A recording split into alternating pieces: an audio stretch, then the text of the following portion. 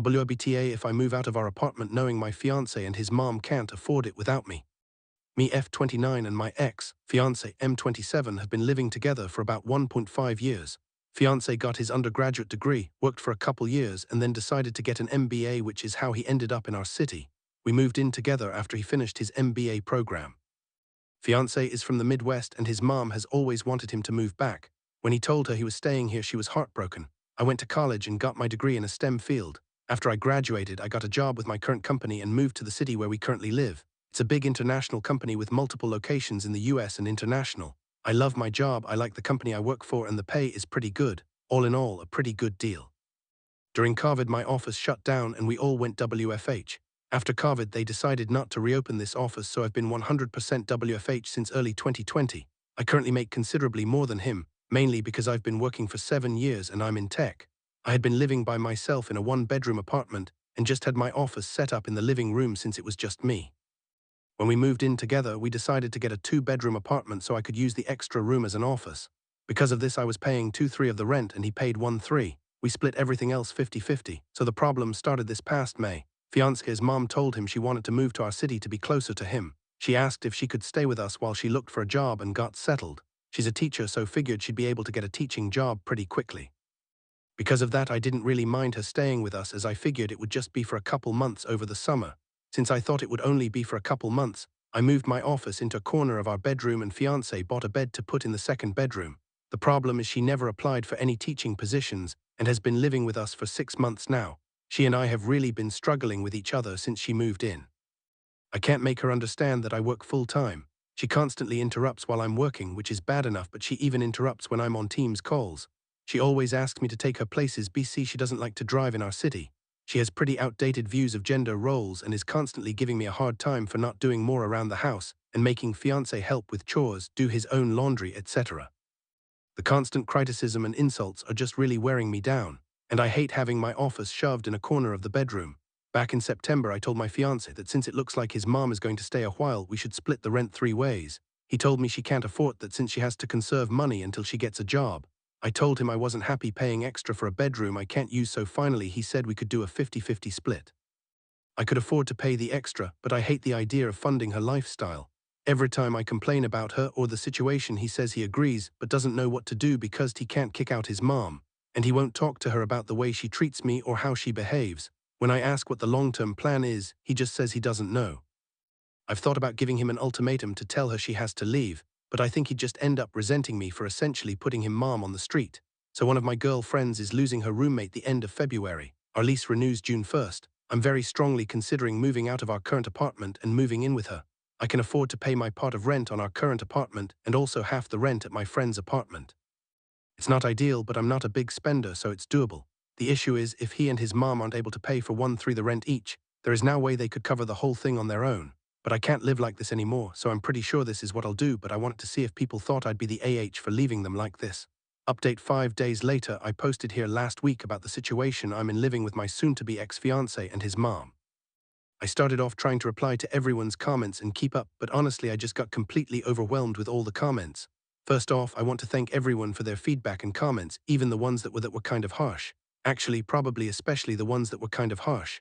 I really needed some tough love to make me realize that I was letting my STBX and his mom take advantage of me. The more comments I read, the more pissed off I got. Honestly, I think I'm more pissed at myself for allowing this to happen and not advocating for myself more. This past weekend, I got my STBX alone so we could talk, which was actually harder than it should have been. His mom always tries to tag along when we do anything. Going through all the comments everyone left and the PMs people sent really helped me decide how to approach this, and also brought up a lot of good questions I should have thought of myself. Back to the discussion with the ex, I wanted to give him one more chance to pick us over his mom, not because I thought he would, but I just wanted to be able to tell myself I give him the opportunity. I explained again about how unhappy I am with the situation, how it's affecting my work because of her constant interruptions, and just being unhappy and uncomfortable that I'm forced to work out of a corner in our bedroom. And I reminded him that until a few months ago I was paying the majority of the rent, and being that I make so much more than him, it's really my salary that keeps us all afloat. And I also brought up again the way she treats me and talks to me. And he replied the same way he has been. He agrees it's not right how she acts and that it's really uncomfortable for us all. WTF.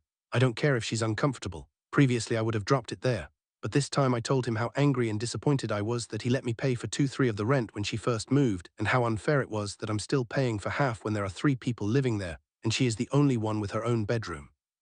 It was the same story, she has to conserve money since she doesn't have any income currently, which brought up the question of where all her stuff went when she moved. What money does she use for incidentals? So evidently when she got divorced, she asked for the divorce after my ex went off to college. It doesn't sound like her husband ex's dad wanted the divorce. His dad bought her out of the equity in their house. Ex didn't have any idea how much that was or how much is left. But until she moved here, she was working full-time as a teacher and living in a small apartment, so she should not have had to tap into the divorce settlement money very much. Other than that, X didn't have much insight to her finances other than what she told him, that she has to conserve money. I told him straight up that I'm moving out before the end of the month. And from now on I'm only paying 25%. As some of the commentors pointed out, she has a whole bedroom while I have to share with a man-child, so she should have to pay twice as much, and after I move out I'm not paying for anything else, no utilities, no food, nothing other than rent. I have a pretty idea what his finances are like, and if he has to pay 75% of the rent all by himself, it's going to take a huge chunk of his net income. And after he pays utilities and buys groceries, there won't be anything left for incidentals. Rent was due on the 1st, but it's not late until after the 5th, so he has 2 days to come up with the dollar. If he doesn't come up with it and I end up covering, then I'll reduce the amount I pay in future months. The only reason I'm going to keep paying any of the rent is even after I move out, I'm still on the hook. I talked to the leasing office and they explained that since X and I signed a single rental agreement together, e.g. one contract we both signed as opposed to 2 contracts we sign individually, we are both responsible for the rent. They don't care who actually pays as long as it gets paid. The only alternative would be if he agrees to sign a new lease by himself or together with his mom, but in all likelihood he wouldn't be able to pass the credit check on his own, so I'm kind of stuck. I don't think he'll do anything stupid tough because he's going to need to find someplace to live after this, and a collection on his credit report wouldn't be good.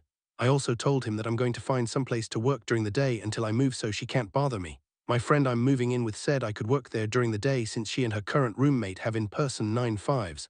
I took her up on that for now. After living with his mom, I'm not about to overstay my welcome, so I'm going to find some other options that I can rotate through. Someone suggested checking out the public library, or if it comes to it I'll get a membership at one of those work kind of places. Just in case, I brought my important papers, files, valuables, and my friend is storing them for me until I move in. He really didn't take it well.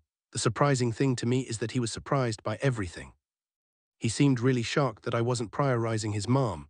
I really got the feeling that he sincerely believed I wanted to take care of her as much as him, and he kept saying stuff like, "What about my mom? What am I going to tell her? That's how she is, but we still need to help her," etc. He asked about our relationship and the engagement. I told him after I move out I need some space from him. In a few months, when we've both had some time, space to process what happened, if we both agree we can talk about the relationship. But he'd have to prove that he's going to have my back going forward and will set boundaries with his mom. I told him that just to avoid more drama, but I don't see a future in which we are together. I told him he needs to tell his mom because she's not my responsibility or problem, and she'll know something's up when I start moving my stuff out. He hasn't told her what's going on yet, but this weekend I'm going to start moving things so he doesn't have much time. My friend's current roommate starts a new job in another state on the 3rd, so in reality I can probably move in 2-3 weeks, just depending when she actually leaves.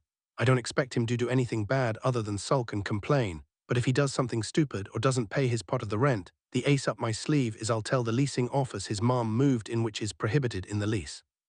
Honestly, getting evicted would solve a lot of my problems right now, so it's a pretty valid threat, I think. Now that I've mentally and emotionally separated myself from him and his mom, I'm looking forward to her reaction when he tells her what's going on. If it gets too ugly, I'll find a cheap Airbnb or hotel or something. I've had some friends, including the one I'm moving in with, offer to let me couch surf for a few weeks, but I just can't do that to someone else. So that's it. I'm leaving, and I really don't care how that affects them.